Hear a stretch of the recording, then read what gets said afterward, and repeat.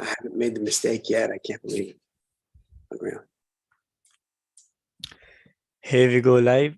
So welcome everyone to Layer 5's website meeting. Today is January 9 and 2020. It's 2023. Happy New Year. So in every Layer 5 meeting, we follow our weekly tradition to introduce newcomers. So if you haven't got a chance, is my voice echoing? Not this time, I don't think. Okay, yeah, it's fine now. So if you haven't got a chance to introduce yourself to the community in Slack or in any of the meeting, feel free to grab your mic and say hi. So do we have newcomers today? Hi, I'm Aditya. It's my first time here. Yep. Hi, Aditya. Welcome. Aditya, hey, Aditya, is your GitHub username Aditya? Yes, Like- yes. Nice. All right. Very good. You've been busy. It's good. It's Yes, good to have. I have merged a few PRs, I guess. Got a few notches on the belt already. All right. That's Nice. great. Great, Aditya. So I don't think we have more newcomers on the call. So with that, let's directly jump on to today's agenda items. First up, we will be discussing about Layer 5 IO website updates. Next, we'll be discussing about Meshery.io, then discuss.layer5.io, then play.meshery, and last, we'll be discussing about Meshery UI enhancements. So do we have Udit on the call? Yes. Oh, that's great. So Udit would like to share your updates on site performance. Yeah.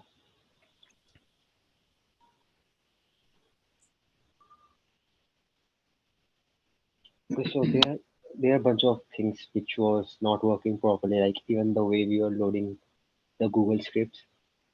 Earlier it was around 0.6 seconds and extra of 30 kbps. Then I just modified the way we load the script. So instead of using the plugin which we're using, I am directly using the Gatsby node .js file in which I am calling all the functions. So this did actually improve the performance, but I think the time to interactivity part is still not. I'm not able to figure out what's the issue in this. Then there were also a bunch of packages like React table. I tried to like use the loadable in wherever this component was being used, but there was not any saving it. There it was still showing this error. And yeah, one more thing I actually tried also installing the Preact plugin, which is like um, React only but with less JavaScript, less than 30 kbps. But I think there are still some error about the version which we should use. So I think I would be taking some other PR in which I will just try if everything is working properly. Because I think this could break a lot of things if we try to use this. Then there are some images which were actually not visible when we load the file.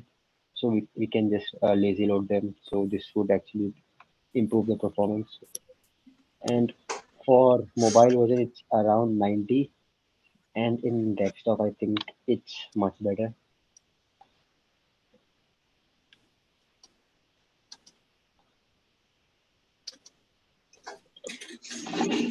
Yeah. For desktop, I think it's working fine. But just time to interactive part in mobile is still pending, which I think I cannot improve further because even the Gatsby docs file, which is the official file, they also have like a 10-second time to interact in on mobile. So I think it's more of a Gatsby problem.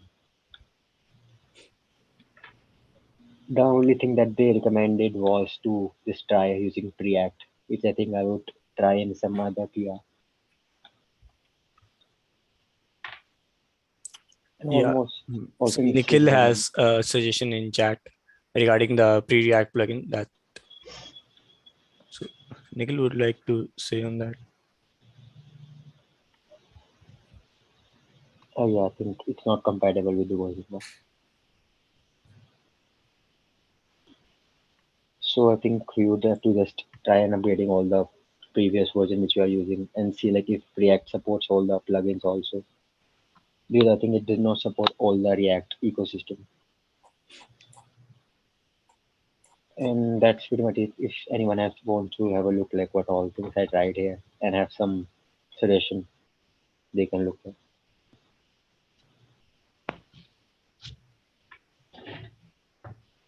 Yeah. Anything else? Udit, maybe one thing would be if you were to drop your Notion notes into a Google Doc in the community shared drive, other folks, it'll be a little more discoverable. And other folks can jump in and add some comments. So you were, just as a quick recap, you were saying before some of these improvements, like, the performance scores vary, but it seemed like we were hovering maybe around 40% or like a score of 40-ish, between maybe mid 30s, mid 40s, somewhere in Yes, yes. there. And so, yeah. And so I wasn't quite clear. Were you showing a score of 49 as, you were showing the score of 49 as like the starting point, right? Like, and then Yes, the ending point. Okay. Okay. Okay. And so this ending point of 90, is that mobile Yeah, this is score? on mobile version. Yeah. Okay. Nice. And our most egregious number, I guess, was the time to interactive. And did that stay about where it was, or did we end up shaving off a I second or think two? some part was 9.8, but it's now 9. It's nearly the same, I think. Okay. And the culprit there, like when you look at some of the suggestions underneath that particular score, the suggestions are really about like order in which JavaScript is loading. Yeah, If I, actually, yeah, one suggestion was that we should load the Google Tag Manager and save, which I did already. So it does not display now. But about the React table, I think I could not find anything. Like I gotcha. tried using the loadable thing. Yeah. And one of the things that I think you maybe were mentioning it last week, and then when Colby was taking a quick look, it seemed like Google Tag Manager was jumping out as being, as us doing it wrong. And I don't know if us doing it wrong is like mostly us loading it in the less than optimal place, or like the wrong sequence, or if we have it configured incorrectly as well. I think we were using some package only, which was about Gatsby, but it was not loading properly. There was some other blogs which I read which mentioned like we can use it differently. Like whenever we scroll, we then init the Google Tag Manager event. So basically, we don't roll it every time, even when it's not required. And we load it after like 3.5 seconds also, after DOM content is loaded. So this is a small improvement.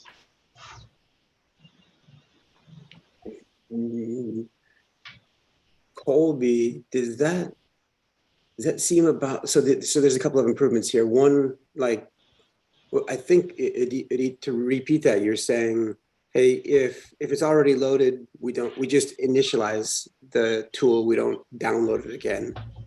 And then two, you wait about 3.5 seconds before you even start to load it, or you start to initialize it maybe. So yeah, actually, so currently if we go to the layer 5.io, it already sends an event to the Google Tag Manager as soon as the website is loaded. But now actually we can wait till the user scrolls or do any action and then send.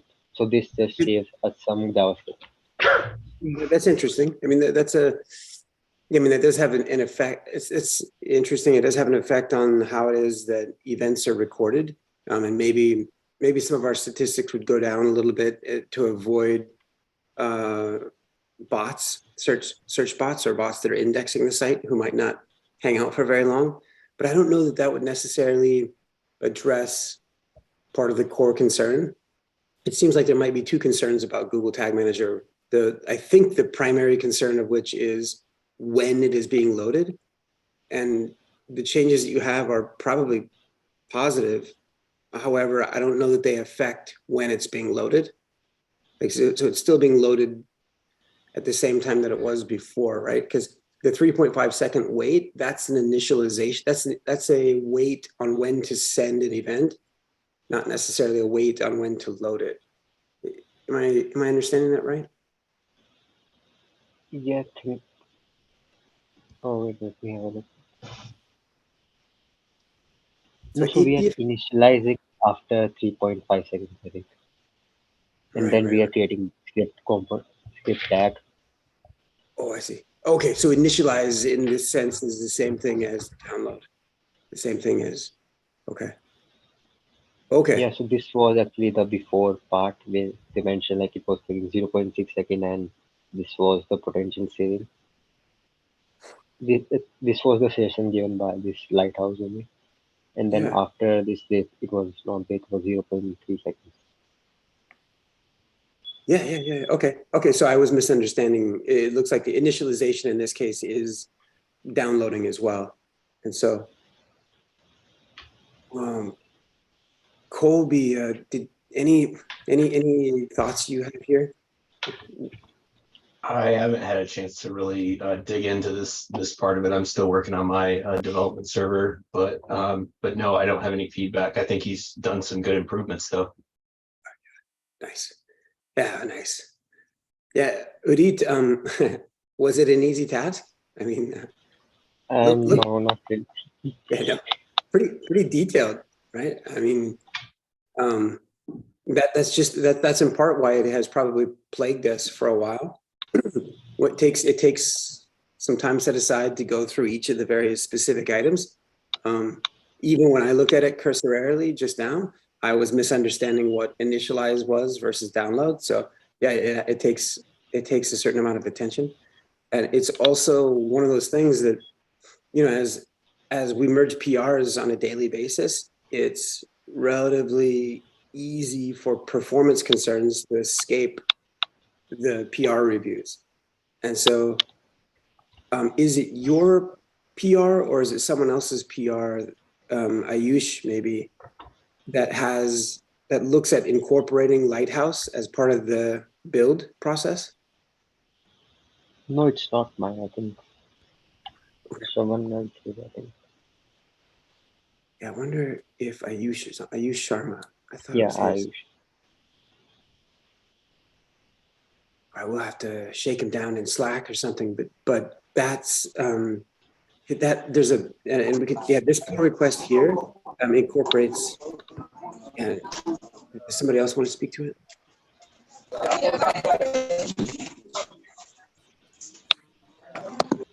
Maybe just some audio feedback.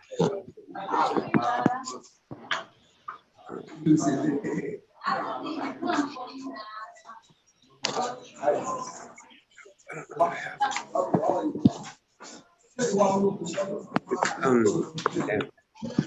Mr. Rat, welcome to the call. If you could, you want to mute while you're not speaking? I don't think I have the ability to mute. Nice, very good. But when you want to speak, feel free to unmute and chat. So nice. So hey, I'm just waking up. It's Monday morning, fairly early. I didn't mean to inject myself so much. I just wanted to understand some of the details of what Udit has done. It's really meaningful. It's not the easiest thing to do. I hope that you're taking away a few learnings. There's a few things maybe, Udit, for us collectively to learn from what you're doing, and maybe change some of the practices going forward to make sure that we don't regress on performance, which is why I brought up Ayush Sharma's PR.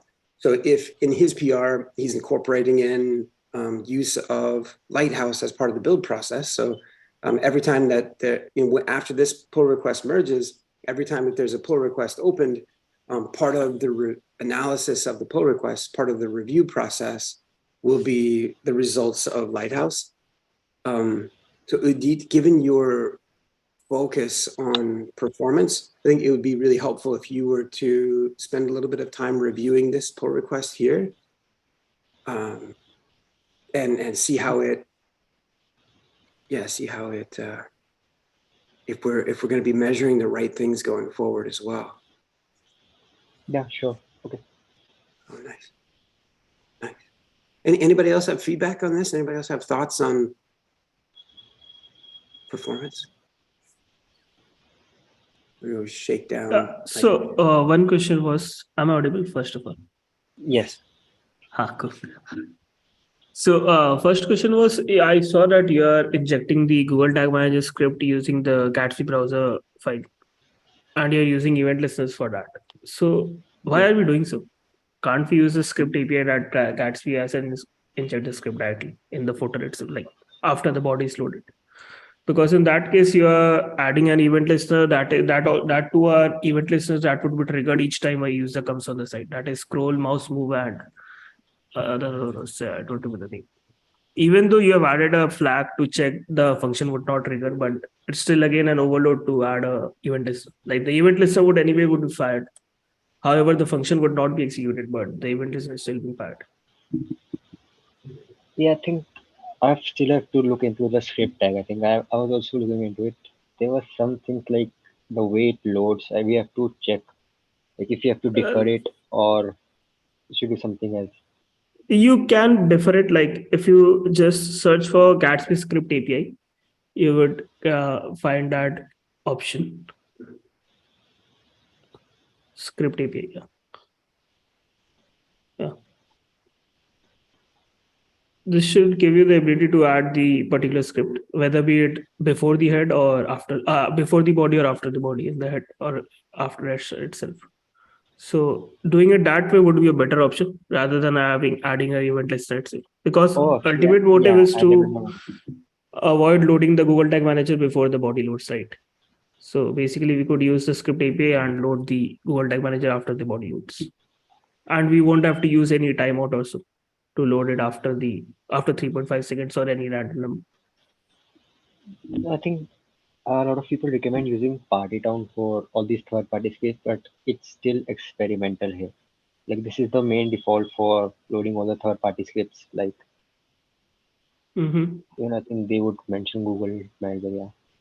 So it's still, I think, again, if we use Partytown, it would be a third-party app that would again bloat up the total, package size that has been downloaded on the initial load of the page. Part of this script API only. This uses this Partytown. It's part of the script. Then it's a different case. Like you could try all the possible scenarios, but my recommendation is if we could use it via the Gatsby script API, that is better, because in that case we won't be adding any more event listeners or any more packages. Yeah, there is an example for Google Analytics. Okay, I'll try this. That was one thing. Other thing being, I saw that you added the lazy loading parameter, like attribute, to the static image component for in a particular couple of images. It's default only. Yeah. So I think it's default in Gatsby, so you don't need to add that attribute. By default, Gatsby loads the images, like lazy loads image, so that attribute is not needed. Yeah, actually, I was trying one more thing, like even after I added like height and width. I know. I have seen that issue. Even I'm not sure why they give that, complain about that particular problem. Though we have static width and height for all the images there. And actually, I think I also tested this Netlify which was deployed, and there they mentioned like we should defer the images which did not display, but I think we were already using lazy load, but it's still showing one of the suggestions here. So even after using the lazy loading attribute, is that error gone, or are we still seeing that error? I think you have to deploy this again. I don't have permission here to see. Okay. Just a second. Deploying it right away. Anyways, okay. Once the preview is there, I've triggered the preview. Once the preview is there, do compare if it actually benefits or not. Okay, sure. because from what I see, okay, okay, no, I have not did. Yeah, okay, do test it out once the previous set, because that won't help. And the other thing is the metrics that you are seeing for the lighthouse, that is 90, that you are seeing because you are doing a performance report on the local host, right? Or you are doing on the hosted segment? I'm doing on the local host on the production build, which was Correct. mentioned on the website. Good. So that is a different catch altogether. But anyways, if you do it, if test it out on the preview link as well, the actual value may vary from the hosted one, that is layer5.io, but it would be somewhat near it. So I just tested it out and it's 75 for us. It could go about 80 or so at max. But again, that's still a good improvement, like very good improvement compared to what we had earlier. So yeah, these were the only 2 points that I had to add. So apart from that, everything looks good. Okay, thanks. I'll just have a look at the preview link. Sure. Cool. So yeah, thanks, Udit. It was a great update. So moving on to next item is on Meshery integration spreadsheets by Shivam. So Shivam, do we have Shivam on the call? Yeah. Hi everyone. Good morning. Hey. Okay. Yeah, so the thing is, this is the Meshery integrations, and here we are facing a couple of issues. The icons updated in the spreadsheet are quite correct, and for example, here the icon for Cert Manager, they're not correct, and the Emissary Ingress icons is not loading properly. And even Lee himself changed the NGINX icon a few hours ago, but it's not working correctly till now. So the thing is, if we go on to the integration spreadsheet, and they are not being properly resourced from the spreadsheet. For example, here the ingress icon, Emissary Ingress, the SVG color is this file. If we go and see it in an SVG viewer, it's correct here, but it's not being properly visible. So we're facing some of the issues here. And also, we can also see that it's becoming the opposite. Here it's coming the white logo instead of the color one. So they are being oppositely resourced. And this is for this particular emissary. And if we go look at this Cert Manager, and here we have the Cert Manager. Yeah. So this thing. There are 3 Cert Managers, and this one is working properly. But we had installed the same logo for everyone, and we can see here the logo is correct, but it's not being properly resourced. Maybe they are being taken from another cell. Yeah, so this is the main issue that we are facing in this spreadsheet. And same is for the Kubernetes logo. The Kubernetes logo is correct in this spreadsheet, but it is not showing correctly here. And other is, and yeah, and that's all. A question if I could on the Kubernetes logo. That's well, a curious one to dig into. And actually, Harshit, since you're on the call, do you mind digging into the Emissary Ingress item to see if you can fix that particular one? Okay, I will check that out. Oh, thank you. The other ones on the NGINX Ingress controller and NGINX service mesh. So Shivam, you and I spent a little bit of time yesterday. I think but we're still not seeing the NGINX logo here. I wonder if you reload. Actually, yeah, it is the updated version, but as you can see, the logo, since you updated it yourself yesterday, and Yeah. if we have go look at the NGINX logo as well. Do we have the white inside the color by accident or No, something? they're both. Just a second. This is the one you loaded, right? Okay. But if we go look at here, what we are getting, is this one.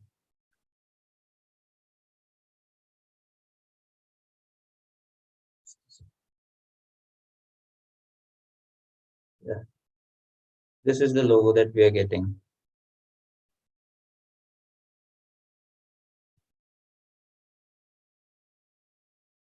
This small white one.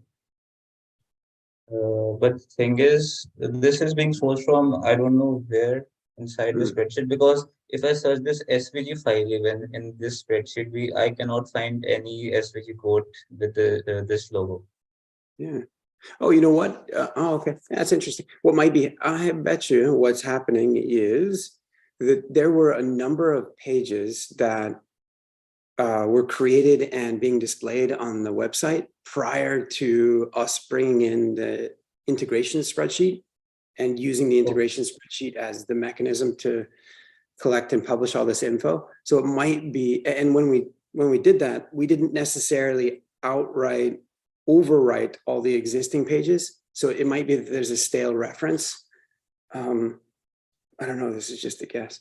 So when you go to source for, oh, excuse me, when you go to the source for this particular page, perhaps we have hand decoded an alternate reference to that logo. That would be one thing to verify. Okay. So NGINX --color, I mean, that looks promising. But yeah, rather source meaning in github.com / in like in the I got it.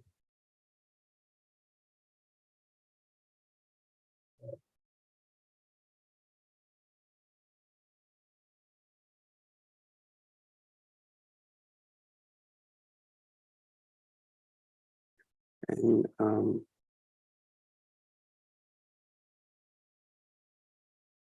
so yeah, at source collections, integrations, NGINX.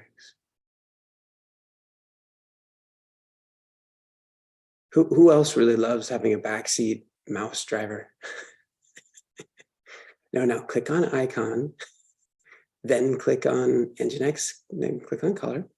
Okay, now click on. Yeah, it gets annoying after a while, doesn't it? So the last step, oh, okay. So maybe Ganganpreet's code isn't terrible after all. I really wish she was here. That would be a lot more funny. Okay. And this was updated as of 3 weeks ago. So this wasn't, an update wasn't made based on our changes from yesterday. So, okay. So that's something for us to consider in terms of the logic of the script that runs every night. You know, the logic of the script that runs is if there's a diff between the two files, it uses Git to check out the repo. It grabs the contents of the spreadsheet, and when it does a diff between the two, in this case, since the only thing that it would be including in the MDX is just the name of the file reference, which would be like nginx-color.svg, to the script, nothing changed. And so consequently, it did not update the SVG file. Okay. So yeah, it's something for us to improve upon. If anybody wants an early Golang project, this is relatively straightforward logic, and I'll point out where this Golang. Oh yeah, actually, this is the workflow that kicks off the Golang script. And so I'll point out where it is. I don't know, it's actually right there on line 40, inside of the Meshery repo scripts component. Yeah. Well, good. Does anybody else have feedback for Shivam? Or Shivam, did you get everything that you needed in terms of feedback or participation? There was just another thing that we also needed a new icon for Arc. Since we are using the old GitHub icon right now. So we're using the GitHub icon for now, and I could not find any icon online for this. Okay, maybe I'll take that action item. And so Harshit has Emissary Ingress, I'll take Arc. And then someone, if no one else, well, Shivam, perhaps you could open an issue in the Meshery repo talking about how the logic needs to be enhanced a little bit to ensure that if a logo file, the contents of the logo file changes, that that's reflected. Okay. I'll open the issue. Nice, And thank you. Just another thing was there, it was about the revision of MeshMap page. We discussed it a few hours ago, and we needed new MeshMap videos since we tried to embed videos. We tried to embed videos in the website. In the MeshMap page to highlight the features better. Where we can only see the images, but to highlight it better, we use some videos. To highlight the feature of collaboration also better, we can also add some banners or make a new route for collaboration as well. Cool. So this is a call for volunteers for any UXers or maybe would-be visual designers that are on the call. So we use Figma as our primary. I have worked on Figma file. I can show some of the samples. Nice. Would those samples be of designs for this page or just some of your own personal samples?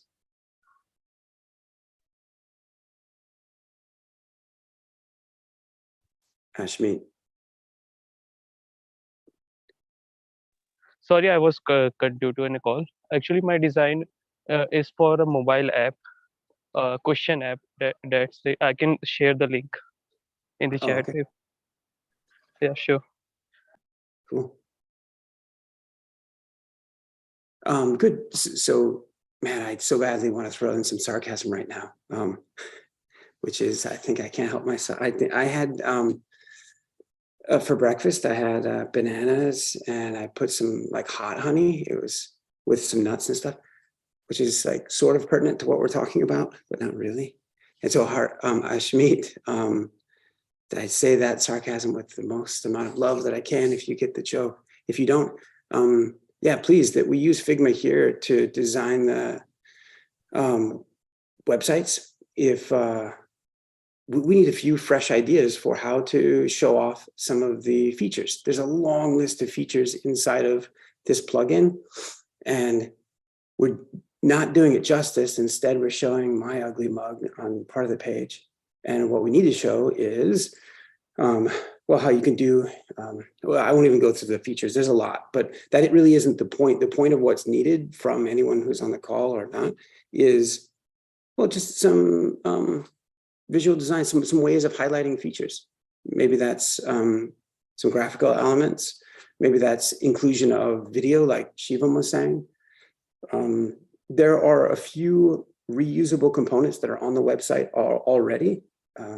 Like if you were to navigate to the Meshery project page, there's a couple of different sections, a couple of different components that let you peruse features.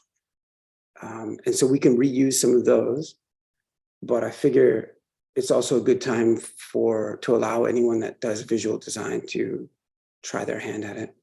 So Ashmit, sounds like that's you. That's great. Thanks. I will try to do this task.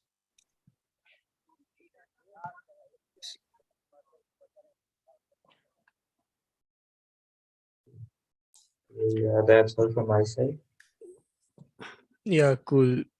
That was a good update, Shivam, and a good call for volunteers for MeshMap enhancement page.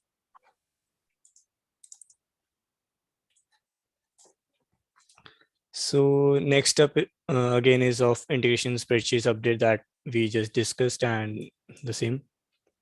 So let's move on to next item is on Meshery.io. That's by Casey on integration of most popular topics of Discuss forum. So do we have Casey on the call? Yep. Casey would like to share your screen. Yeah, thank you. All right. So I was in the light of trying to integrate some of the open APIs of Discourse to some of our sites. I asked if it's cool for me to integrate maybe some of the popular posts in our website, and maybe some metric I would be able to do that. I would used to do that, and I was given more like a go ahead to try to do that. So I'm trying to share my page. I haven't really made a PR, but I'll just show how it looks and which page I added it to, and then would appreciate feedbacks and which page would to be preferable if it actually makes sense to have those posts there. So I don't know. Can anyone see my screen? We were able to see your Zoom. Okay, I'm trying to share.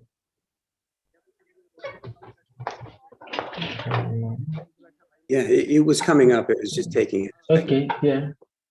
There we I go. don't know what's happening. Oh, we see it. Okay, yeah, okay. So this is the page I put it on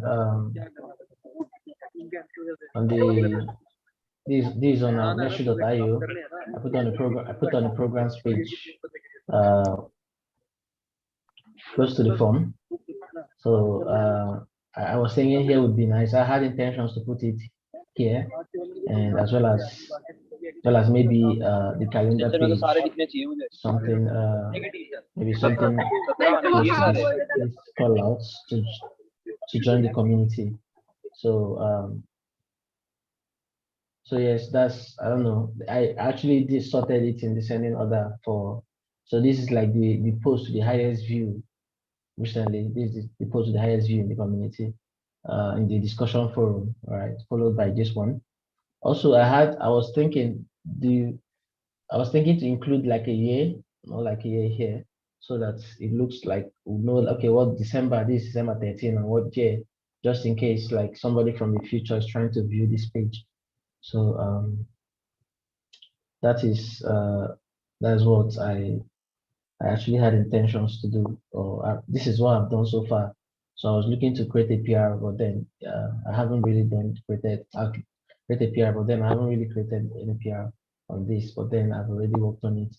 So yes, I would value any the feedbacks I get from this, and what you think, how you think it could be improved as well.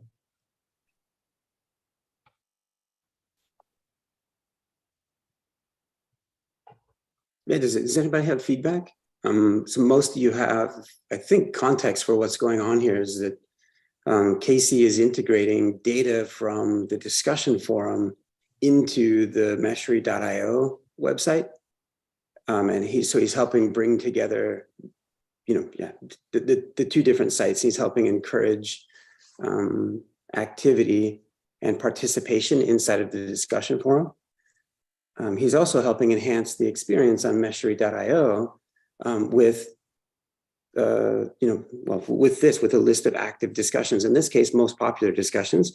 Now you're determining popularity based on the number of likes per or number of views per page? Views. That's actually the metrics of views. Okay. Yeah. And yeah, did anybody? Yeah, any feedback? In lieu of feedback, Leonard will probably get his PR merged.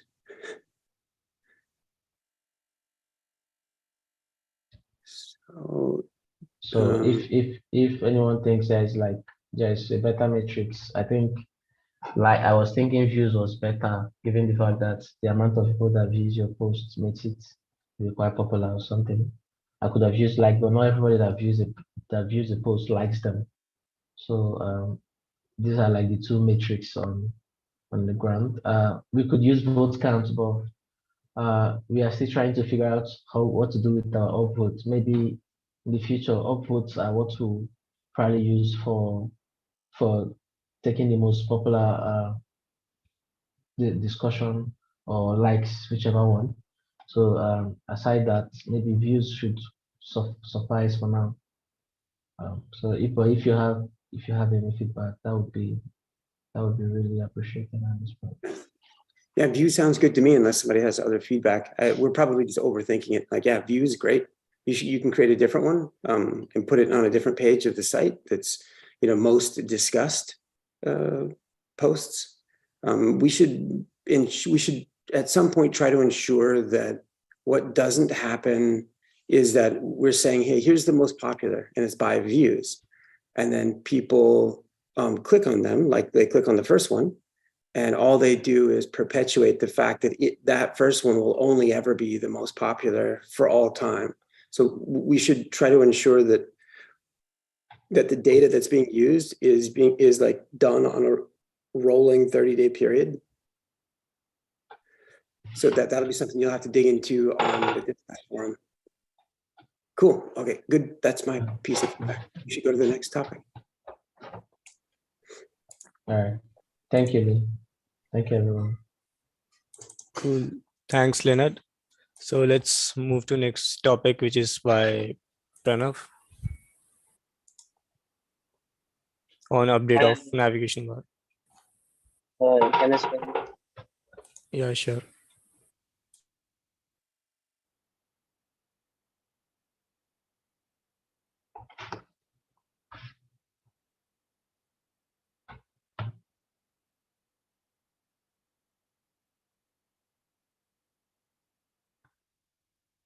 So this is our docs page, and I raised the issue that if I click on architecture for navigation, it gives you a 404.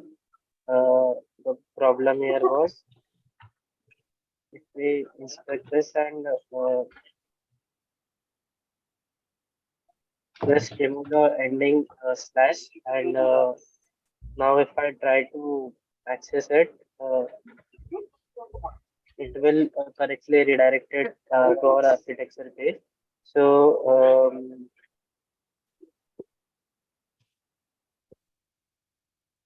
how do I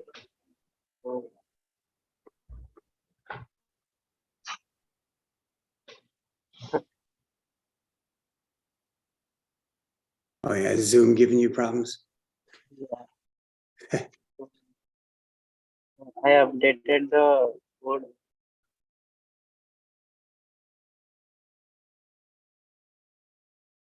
In the previous code, we were just appending like in the breadcrumbs in each URL that we are using in our navigation bar. We are like I am replacing this append with unless it is the last URL, like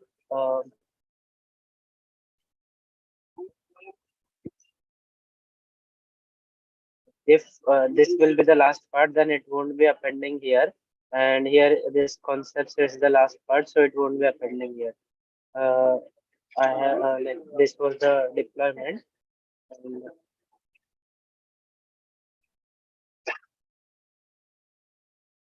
as you can see here, that last whatever it is ending with, it won't be ending with a slash, and we can test this also. clicking on architecture, it is going perfectly. Concept. And if you want to review the code, I have used this unless and till it gets to last, and it won't be giving for the last loop, won't be appending slash, others it will be appending. So that was it.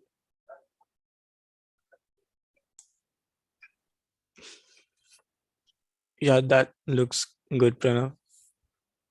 So yeah, there's a couple of things maybe for people to take away from what Pranav is doing here. One is that, so this is a Jekyll-based site, and so it runs on Ruby. And if you go back to your code for a moment, part of what you were using there was the for loop dot last. That's an excellent operator, or something that I don't think, or at least I know for my part, it isn't necessarily always obvious what resource you can use to go find those type of operators. There's one that I had found, I think from the Shopify engineering team, I think it's them, that is pretty well done. Lays out some advanced like iterators and operators for, gosh, what's it called? It's not this type of Ruby library. I forget. Do you know what it's called, Pranav? Yeah, I have to find it, but it's a great resource. So anyway, just a good, I'll find it, point it out. The second thing to maybe take away from what Pranav is doing here is, well, there's another hidden like gotcha caveat with working with Jekyll for, it might just be for this site itself, for the doc site. So when it'll handle backslashes or forward slashes, sorry, it'll handle forward slashes slightly differently depending upon whether it's in dev mode. When you do make site locally, it will be in dev mode. So there's two config files. If you were to go to the root of the docs directory, you should see a config.yaml and like a config-dev.yaml. And so one of those gets run when you build the site locally. The other one gets run when it goes to production being when it gets merged here. And the way that forward slashes are handled is different between the two. And so it'll kind of throw you off. So there's the underscore config. So these two files should really be like identical, other than, I believe, the way in which they handle forward slashes. And so I call it out because, well, it could throw you off, like especially as you. But I think, Pranav, with what you've done, your change works irrespective of these development versus production. Because I think the crux of what you were doing was just, hey, like if you're the last element, if you're a leaf page out of this whole tree of pages of architect or whatever pages you're on, this cookie crumb trail, if you're at the very, very end, don't add a forward slash. I think that's what you did, right? As a matter of fact, were you not even changing the hyperlink reference, but rather you were just changing what was visually being displayed? Reading that. Oh, okay. Yeah, so then, Yes. Perfect. One more thing that I wanted to ask was, if I click here for missing, it gives me the Spanish version, but we already have an English version. So should this be considered as an issue, or was it like the targeted thing only?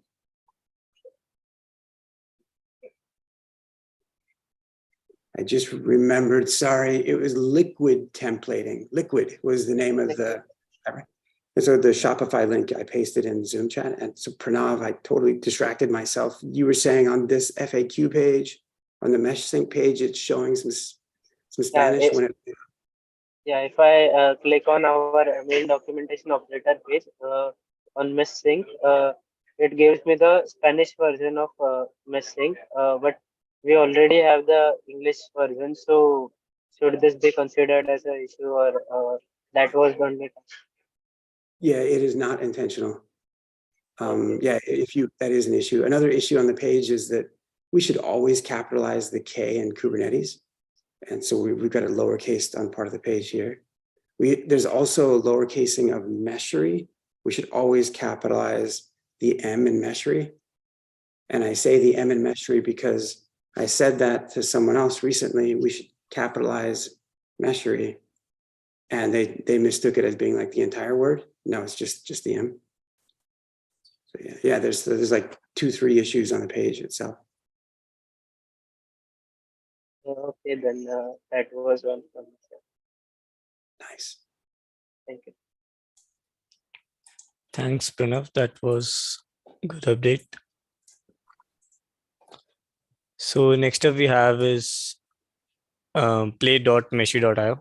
So the item is site improvement. So I think recently Srikanth added a dark mode on play.meshery.io, and there are some of the minor things that can be enhanced, like the placement of the dark mode switcher.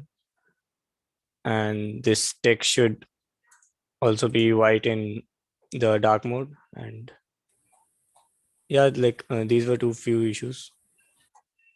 Anyone can take up this as a item to work on. So any more changes do we want over here? Not in terms of content, just in terms of styles, because we will be adding more content in this website. One thing that I'm a little bit curious about, because I think a similar approach that was taken on the layer 5 site as well, is the sign up form. When that's submitted, I think right now, are you using Chrome or Brave? Brave. If you don't mind, if you do a quick test just to submit the form, I'm curious if the response, the confirmation that's shown back to you, if it is immediately visible, or if we have a little bit of a showback issue. Submit, and you're using Brave. And okay, and what happens is it shows back a receipt or a confirmation of the submission, but the way in which it does it is it displaces the current submission form with a receipt, which is kind of cool. But your page also, your browser page also scrolled up a little bit, and Nikhil Latha can correct me if I'm off, but I think that we're having a little bit of trouble with that behavior when it comes to the Safari browser. Not that Nikhil uses Safari, but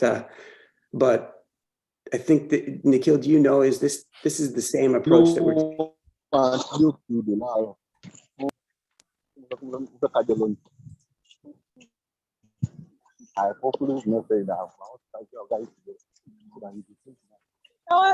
this all sounds like Cool. And then, you know what? You're not sending me message. Mr. Rat, I will mute you again just in case that was accidental. But yeah, Nikhil. So you're talking about the jump experience that the user certainly notices, or the like if well, now that we're doing this, and now that we just have a couple minutes left, Gaurav, do you mind visiting the MeshMap page and submitting the form, and let's see if it shows back the receipt. So you're using Brave, just as a reminder to us all. By the way, there's automation that runs behind these form submissions, and we use a workflow tool to do that. And okay, so in Brave, you guys see the issue here. This issue is basically because we are jumping to a particular pixel that we are assigned to a particular height from the top of the page, and based on different resolution that height changes. So that's a major issue. like browser doesn't matter. I think in Safari also, like if your resolution is suited exactly to the point where the site should jump, then you should see the feedback right at the correct position itself. But in this case, that's a exact issue. Like if we could identify the, like we have to do some computation to identify the current width of the height, current height of the page, and based on that, we should jump to that particular position instead of using a fixed value.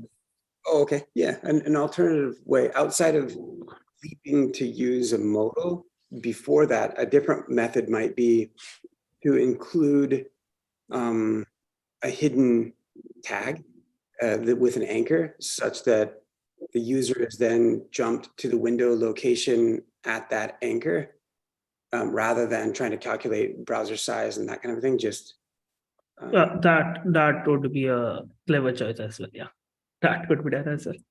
Oh, okay. It's like, man, I blew it, man. It's like the 9th day of the year and I already did my one clever thing. It's like, I'm screwed for the rest of the year. Screwed for the rest of the year. Like you have used your lifeline in the first week itself. So exactly. Heads up for the rest of the year. It's about all that I have is like one cool thing a year. So cool. Nikhil, do you remember who was working on that? Let me quickly check out the website channel. I think someone, Sajal or someone. No, Avi Kushmawat. Avil Kushmawat, something like that. So cool. So I think we're toward the, I know we're toward the top of the time, toward the end of the agenda. Gaurav, one of the things that I'm always keen to ensure that's happening is that for folks that join the call, that they are engaged, or like to the extent that they want to get their hands dirty on something, that everybody knows that there's a lot of help needed. And if you want to work on something and don't have something, you should, I encourage you to make that known. If you don't want to work on something, but just hang out on the call, that's perfectly fine as well. But I know that sometimes people might feel like they're still trying to get a foothold somewhere. And so I totally encourage the Thursday's NewComers meeting. That's precisely aimed at doing just that, getting you introduced and hooked in. But if you don't want to wait until Thursday, like drop a note in the discussion forum or in Slack, or just if you see an open issue that you think is something that you could assist with, but someone else is assigned, it's not an offensive thing to do, to just comment on the issue and ask if, if they're still active on the, if they're still working on the issue, if you can assist. Or a lot of times people will come by and have good intentions, get the issue assigned, and something will happen. Either it's too difficult, or they forgot about it, or their dog died, or their tractor broke down. I don't know. A country song is playing somewhere, and they, don't get it done. And so, but they end up in, like accidentally squatting on the issue, so to speak, and then nobody works on it. So it doesn't hurt to, yeah. This is something else my wife hates, is when I laugh at my own jokes. It's like, it's just a really pathetic thing, I think, but I don't mind. So Gaurav, thanks for letting me. Yeah, cool. So as Lee said, there are a lot of work and help wanted items in the community. Just do signal in Slack or discuss forum anyway that you like. So we are on time today, but we just have one item left. That's by Harshit on dark mode of Meshery UI. And I think that's also completed as Harshit said. So I recently some minor lint issues and a check is required and a merge conflict. So Harshit would like to just quickly update on this thing, or you want to say something on your PR? I mean, every issue is completed and yeah, ready to merge. I think that's what I can say now. Yeah, we can merge after like getting the linter and a merge conflict fix. Yeah, okay. Okay. Cool. So yeah, thank you all for joining today's website call. We'll meet you next week on Monday. Do subscribe to Layer 5's community calendar if you haven't, and do join. You all are welcome to join every Layer 5 call. On Mondays we have website call. On Tuesday we have development meeting and SMI. On Thursday we have newcomers call and bi-weekly CNCF tag and Meshery build and release call. So do press this big fat yellow button to add all the meetings to your Google Calendar. Yep, that was all for today. Thank you all for joining. Bye. Thank you, Gaurav. Bye, guys. Bye. Bye, guys. Yep, Thank bye, guys. you.